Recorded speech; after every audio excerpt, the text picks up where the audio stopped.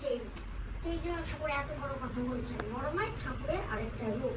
তাই ঠাকুর একবার বড় মার বিয়ে হয়েছিল 11 বছর বয়সে। তারপরে বড় মা যখন আসলে বাড়িতে আসলে তখন প্রথম দিনই মাতা মনে না বলবে না কখনো। ঠাকুর বলেছে কখনো কোনো কিছুতে না বলবে না। ঠাকুর বলছে শুনো, না সুন্দরী বধূ যার হয় না যার শালা অরক্ষী তার ঘরে এসে সব করা যায়, না কথাটা কখনো বলবে না। আর সেই জন্য বড় মা অনেক পরীক্ষা দিতে হয়েছে। মানে 11 বছরের মেয়ে কি রান্না করবে, কি কাজ করবে, হাত পুড়ে যেত, পা পুড়ে যেত, আছাড় খেয়ে পড়ে যেতেন, তাও কিন্তু বড় মা কখনো পারি না, জানি না, পারবো না, এই কথা কখনো বলেনি। এইভাবে কিন্তু চালিয়ে গেছে। তারপরে ঠাকুর তখন বয়স 17 বছর বয়সে ঠাকুর বিয়ে করা করতে গেলে ঠাকুর 17 বছর বয়সে ঠাকুর বিয়ে হলো। তারপরে ঠাকুর কলকাতা চলে গেলেন মেডিকেল করে। তখন বড় মা বাচ্চা মেয়ে সংসার সবাই আনন্দ, সবাইকে তো মাতা মনময়ী 24 ঘন্টা কিন্তু খুব গাড়ি দিতেন, এটা পারছো না ওটা করছো না। বড় মা কিন্তু হাসি মুখে কিন্তু সেটা করতেন।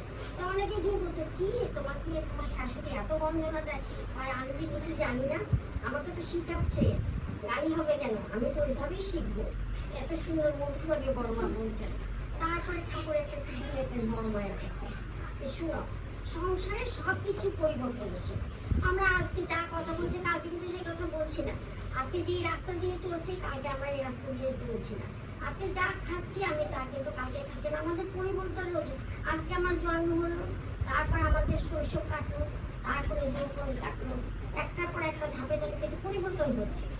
আর বড় তো কিসের পরিবর্তন নেই। মানে শোনো, আমি তুমি মাতৃগর্ভে যখন ছিলাম আমাদের যে প্রাণ বা যে আত্মা ছিল আমরা কিন্তু সেটা নিয়ে এখনো চলছি। সে আত্মার প্রাণে কোনো পরিবর্তন নেই। আর আত্মার আর প্রাণের মধ্যে মিলনের যে ভালোবাসা, এই যে প্রকৃত ভালোবাসা, সেইটাই বিবাহ। সেই বিবাহে কখনো বিবাহ হয় না। আর কি হয়, আমাদের মনটা কিন্তু চঞ্চল। আমরা যেমন আজকে এখন এটা ভাবছি, একটু করে কিন্তু আরেকটা ভাবছি, তারপরে কিন্তু আরেকটা ভাবছি। মনটা কিন্তু সবসময় আমাদের পরিবর্তন হচ্ছে। আর ঠাকুর কি বলছেন যে মনটা পরিবর্তন হচ্ছে, কিন্তু প্রাণটা আত্মাটা তো পরিবর্তন হচ্ছে না, ওটা তো থাকছে। আর সেই অপরিবর্তনীয় মনটা, যে মনটা পরিবর্তন হচ্ছে, আর অপরিবর্তনীয় কি প্রাণ আত্মা, সেইটা যখন আমাদের মানে সেই দুইটা যখন একত্র করে যে ভালোবাসা যায়, সেইটাই কিন্তু প্রকৃত ভালোবাসা। তোমার আমার ভালোবাসা অনুভূতি, যেই ভালোবাসার মধ্যে কাম মাত্র কিচ্ছু নেই, কামের পড়ার মূর্তি নেই, হিংসুকতা নেই, তারপরে হবে ক্রোধের পড়ার মূর্তি নেই, কামের লোলুপতা নেই, হ্যাঁ, নির্বিচ্ছিন্ন ভালোবাসা। মোহের জালে তাকে ফাঁসায় না, নিম্নমুখী প্রকৃতি কিন্তু তাকে নিয়ে যায় না, নিম্নের দিকে মোহগ্রস্ত করে না। আর সেইভাবেই কিন্তু আমাদের চলতে হয়।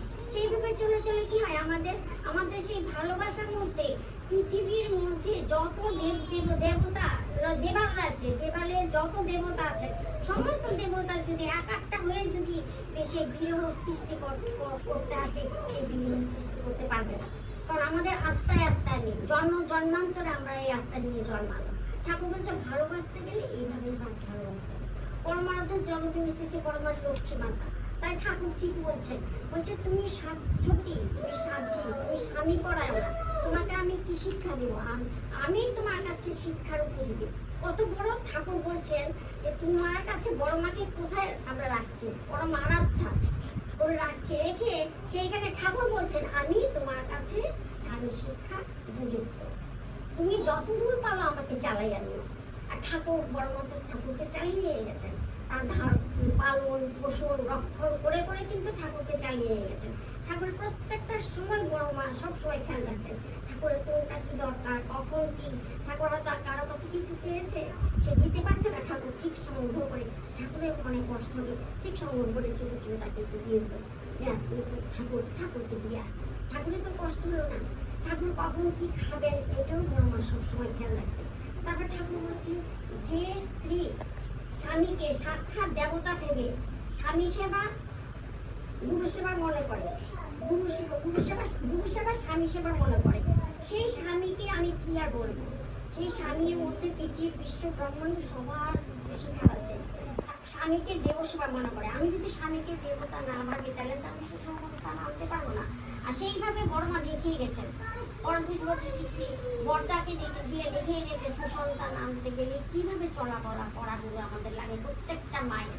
সংসার প্রত্যেকটা মায়েরা যদি সুন্দর হয়ে যায় সংসারটাও সুন্দর হয়ে যায়। বড়মা ছোট ছোট ছোট ছোট ঘটনা অনেক আছে। একদিন মাতা মর্মহিনী দিদি, আমি যে লক্ষ্মী মা বলি, বড়মা তো যখন চলে লক্ষ্মী মাতা যে বলি, সেই লক্ষ্মী মাতা সেই মাতা মর্মহিনী দেখিয়ে গেলেন। মাতা বড়মাকে তো আনছেন এইভাবে, ঠাকুরের সৃষ্টি করেছে। বড়মাকে আনা হয়েছে লক্ষ্মী মাতা বলেই তো বড়মাকে আনা হয়েছে। সেই লক্ষ্মী মাতা মনমনি যিনি একদিন দেওঘরে সৎসঙ্গের মধ্যে খুব একটা বেশি লোক বলে, তখন খুব একটা লোক ছিল না, বেশি লোক বলা হয়নি, ওইভাবে আয়োজন করা হয়েছে। সৎসঙ্গটা আরম্ভ হলো, বেশি লোক না, 50-60 লোক। আস্তে আস্তে সৎসঙ্গ লোক আরম্ভ থাকে, হতে হতে হতে প্রায় আরো হচ্ছে। মাতা মর্মনি দেখছে যে লোক তো বাচ্চা যারা রান্না বান্না করছে, ওরা সে মাতা মর্মনিকে বলছে, মা 200 লোক হয়ে গেল তো কি করবো? তখন মাতা মর্মনি আবার রান্না রান্না করতে করতে দেখা গেল সৎসঙ্গ শেষ 500 লোক।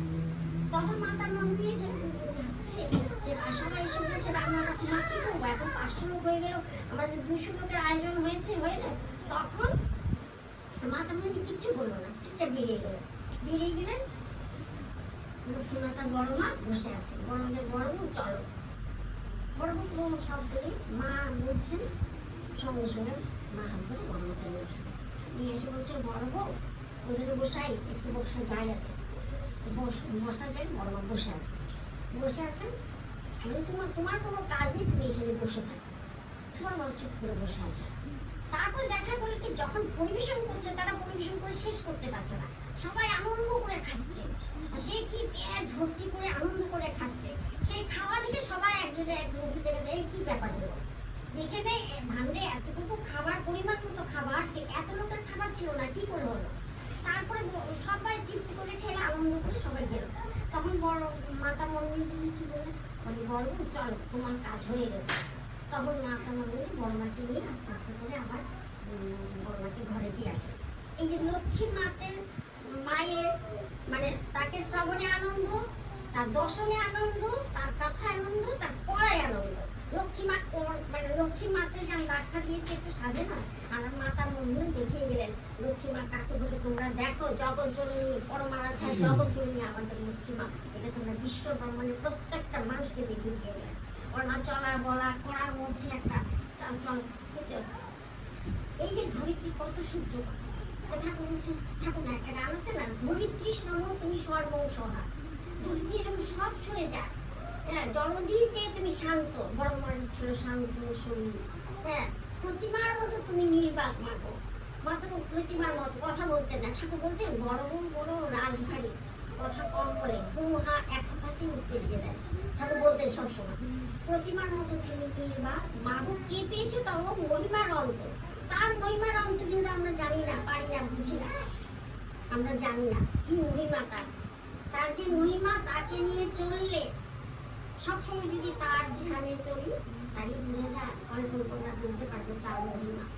এইভাবে আমরা যখন বড়মাকে নিয়ে চলবো আর তাকে অনুসরণ করে প্রত্যেকটা ঘরে ঘরের জন্য আমরা বড় মা হয়ে উঠি। ঠাকুর বলছে, আমি লক্ষ্মী পূজা, তোমরা মায়েরা কি করো আমি জানি না, তোমরা লক্ষ্মী পূজা কি করো জানি না, আমি চাই তোমরা প্রত্যেকটা মায়েরা যেন ঘরে ঘরে লক্ষ্মী হয়ে উঠো। তাই বড় মাকে অনুসরণ করলে, তার আদর্শ নিয়ে চললে আমরা অবশ্যই লক্ষ্মী মা। আমরা না হই, আমরা যখন নিয়েছে আমাদের ছেলেমেয়েরা, আমাদের পরে নিয়েছে, তার ছেলেমেয়েরা আরো পেয়েছে। আমরা তো অনেক ভুল করছি, জানি না অনেক কিছু, জানতাম না আমরা যখন নিয়েছি, কিন্তু আমাদের ছেলেমেয়েরা তো জানে, ওরা প্রথম থেকে জন্ম থেকে ওরা পেয়ে যাচ্ছে। আমরা জন্মের আগে যখন